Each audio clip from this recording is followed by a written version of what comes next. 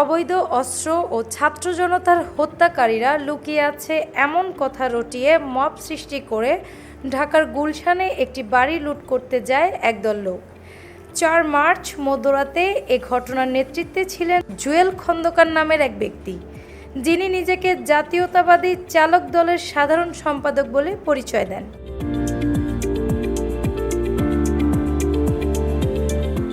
এ ঘটনার পর আলোচনায় আসে জাতীয়তাবাদী চালক দল। এটা কোন ধরনের সংগঠন, কারা বানিয়েছে এটা, এর সঙ্গে বাংলাদেশ জাতীয়তাবাদী দল বিএনপির কোনো যোগসূত্র আছে কিনা। বিএনপির দায়িত্বশীল নেতাদের কেউ এই সংগঠনকে স্বীকৃতি দিতে রাজি নন। কেউ বলেন এগুলো সব দোকান, কেউ বা বলেন ভুইফোর সংগঠন। বিএনপির নাম ভাঙিয়ে ধান্দা করার জন্য এমন সংগঠন সামনে আরও বাড়তে পারে বলেও নেতাদের অনেকের আশঙ্কা।